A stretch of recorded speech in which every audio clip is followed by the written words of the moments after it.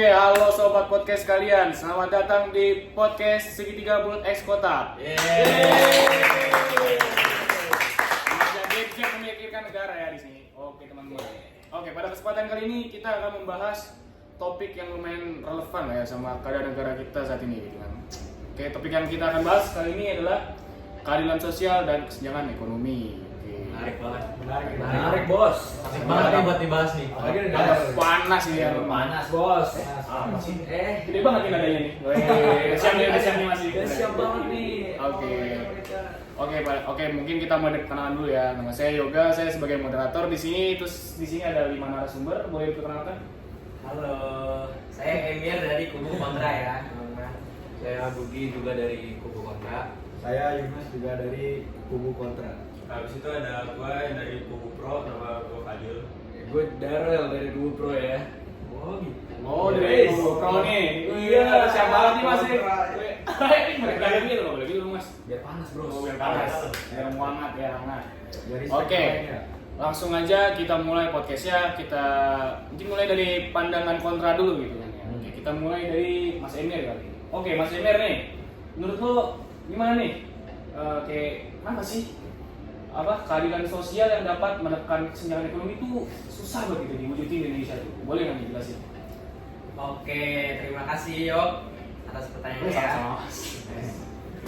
Jadi kalau menurut gua ya, salah satu kendala utama yang ada di Indonesia itu pemerintah itu menerapkan kebijakannya tapi salah sasaran gitu. Jadi menurut Pusat Statistik per Maret 2024, rasio Gini di Indonesia tuh masih berada di angka 0,388. Angka ini tuh gede banget gitu rasio Gininya dibanding negara-negara lain ya, apalagi negara-negara maju. Gak usah ke negara-negara maju yang ada di barat gitu lah. Deket-deket aja kayak negara Singapura, Malaysia gitu, sebenarnya udah beda banget ya sama Indonesia ya. Malaysia sama. Ya walaupun dari tahun ke tahun rasio Gini Indonesia tuh menurun gitu. Ada peningkatan, cuma ya belum terlalu signifikan gitu.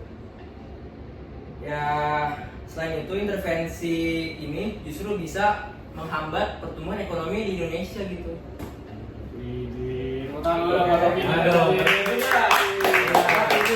Masih berat hati nih Mas Darel nih sebagai Dengernya tuh kayak nggak setuju gitu. Ngapain? Oke. Bagus ya. Oke, opini yang cukup logis dan penuh dengan fakta ya, ini argumen lumayan kuat ini. Mungkin ada pandangan lain dari Bugi? Ini dari awal gue emang udah setuju banget nih sama Emir nih. Oke, gimana tuh? Coba. Tapi gue juga bisa nambahin dari pendapat gue sendiri. Kalau kita ini harus tahu dulu nih konsep keadilan sosial. Terus konsep keadilan sosial itu bisa bersifat tuh banget subjektif banget, dan itu tuh susah diaturnya. Jadi untuk contohnya, apa yang diterima di satu kelompok itu tuh belum bisa didapat yang sama di kelompok yang lain. Setuju nggak? Setuju. Oke.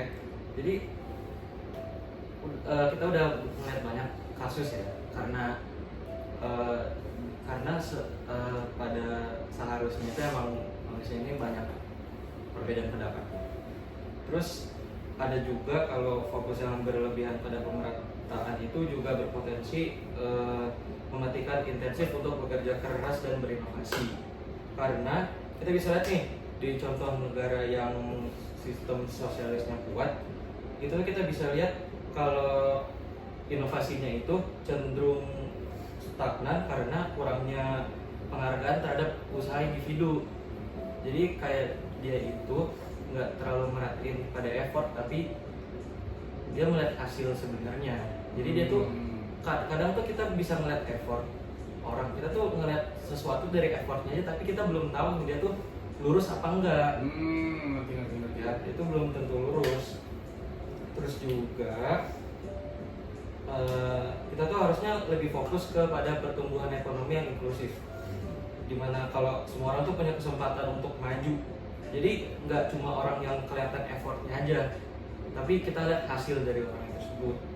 Terus itu juga bisa menghasilkan pasaran sehat daripada kita memaksakan hasil yang sama. Terus dari yang gua dapat juga, data dari Bank Dunia menunjukkan bahwa pertumbuhan ekonomi yang berkelanjutan adalah kunci pengatasan kemiskinan jangka panjang untuk ke depan. Oke, jadi begitu ya pandangan dari Budi, cukup pendapat yang sangat realistis. Oke, barusan itu perspektif dari kubu kontra ya. Mungkin sekarang kita bisa beralih ke kubu pro.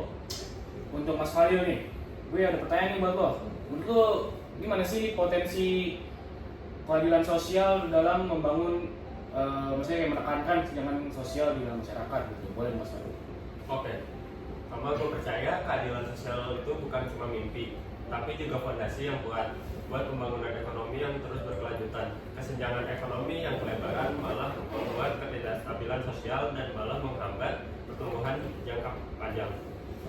Gue habis searching kemarin, menurut Oxfam di tahun 2023 hanya 1% orang terkaya di Indonesia itu sudah menguasai lebih dari 1/3 total kekayaan nasional di Indonesia. Ketimpangan yang sangat-sangat ekstrim ini malah nggak sehat bagi perekonomian secara keseluruhan. Dengan kebijakan yang berpihak pada kelompok rentan seperti peningkatan anggaran untuk pendidikan, kesehatan yang merata, serta program pemberdayaan UMKM dengan akses permodalan dan pelatihan, kita bisa ningkatin kualitas sumber daya manusia kita dan memperluas partisipasi dalam ekonomi. Ini bukan hanya soal pemerataan hasil, tapi juga pemerataan kesempatan. Oke, pendapat yang cukup inisiatif nih dari keadilan sosial ini ya. Oke. Wah, saya lihat nih Mas Darel nih udah pede banget nih kayaknya nih. Udah dong, sama Bos. keadilan sosial nih. Oke, buat Mas Darel. Apa sih yang bikin lo optimis gitu? Kalau keadilan sosial tuh kunci dalam membangun kesejahteraan ekonomi di Indonesia gitu. Boleh Mas Darel? Oke, jadi saya ini melihat bahwa banyak negara di Eropa Utara yang juga memiliki kesenjangan ekonomi yang jauh lebih rendah dibandingkan Indonesia, juga memiliki indeks pembangunan manusia atau IPM yang tinggi dan pertumbuhan ekonominya stabil. Ini menunjukkan bahwa keadilan sosial dan juga pertumbuhan ekonomi bisa berjalan bersamaan. Negara hadir untuk mengatasi bahwa pasar bisa berjalan secara adil dan juga tidak mengeksploitasi kelompok lemah dengan membuat regulasi yang tepat. Sistem perpajakan yang progresif di mana orang yang berpenghasilan lebih besar membayar pajak dengan presentase yang lebih besar dan juga perlindungan sosial yang kuat seperti jaminan kesehatan. Pancasila dengan sila kelimanya memberikan panduan yang jelas tentang pentingnya sebuah negara dalam mewujudkan kesejahteraan seluruh rakyatnya, bukan hanya untuk segelintir orang saja. Oke, perspektifnya ini mendukung banget nih kayak buat Pro nih, sangat mendukung ya. Oke, saya masih punya satu pertanyaan nih buat kubu kontra ya, untuk Mas Yunus. Menurut lo gimana nih perannya masyarakat sipil dalam menekankan kesenjangan ekonomi? Boleh nggak nih Mas Yunus? Menurut gua nih, walaupun niatnya baik, ini tuh terlalu bergantung pada warga sipil. Nah, untuk mewujudkan keadilan sosial dan menegakkan kesenjangan ekonomi, ini bisa menjadi tidak terstruktur gitu dan kurang memiliki dampak yang signifikan secara nasional. Ini tuh perlu ada kebijakan dan regulasi yang jelas dari pemerintah untuk mengatasi akar permasalahan kesenjangan ekonomi. Kita juga perlu berhati-hati agar bantuan dan program sosial tidak menciptakan ketergantungan dan justru ini tuh mematikan inisiatif masyarakat untuk mandiri gitu. Oke, good. Barusan itu perspektif dari kontra ya. Oke, jadi di sini ada plus minus nih jadinya ya. Jadi bingung nih mau milih kemana nih kan ya. Pro ini lumayan mendukung gitu kan logisnya. Terus dari kubu kontra ini sangat realistis gitu kan soal masyarakat ini. Oke, mungkin sebelum kita tutup podcast ini ada closingan statement gitu. Boleh kita mulai dari Mas Yunus? Oke, jadi yang saya dengar ya dari kubu pro ini, mereka bilang keadilan tuh dibutuhkan apalagi sila kelima ya, dibutuhkan dalam berjalannya, bertumbuhnya ekonomi Indonesia gitu. Menurut saya itu emang benar, keadilan sosial Pancasila kelima itu dibutuhkan dalam pertumbuhan ekonomi. Cuma masalahnya itu ada di masyarakatnya sendiri gitu. Masyarakat tuh belum siap untuk mengimplementasikan Pancasila sila kelima ini dalam pertumbuhan ekonomi. Masyarakat tuh masih sering nganggep Pancasila tuh hal sepele gitu. Pancasila itu sebagai simbol doang, tapi nggak diimplementasikan ke kehidupan asli. Jadi saran saya, sebelum lapangan pekerjaan diluaskan atau ditambahkan gitu, yang dasarnya perlu ditingkatkan dulu. Dasarnya dari mulai sekolah, SD, SMP, sampai SMA, sampai juga kuliah ya. Itu perlu dibangun lah sekolah-sekolah atau diapain gitu. Baru pemerintah tuh pasti kalau udah dasarnya terbangun, selanjutnya pasti gampang gitu membangun lapangan pekerjaan yang baru karena masyarakatnya sudah ini mendukung gitu. Apalagi dipadukan dengan Pancasila ke sila kelima ya, keadilan, pasti udah lebih gampang lah dari kondisi kita saat ini ya. Itu dari saya. Oke, gue dari Budi. Dari gua tuh tetap mikir kalau pemerintah itu partisipasi pemerintah harus tetap terukur sama nggak boleh terlalu menghambat dinamika pasar.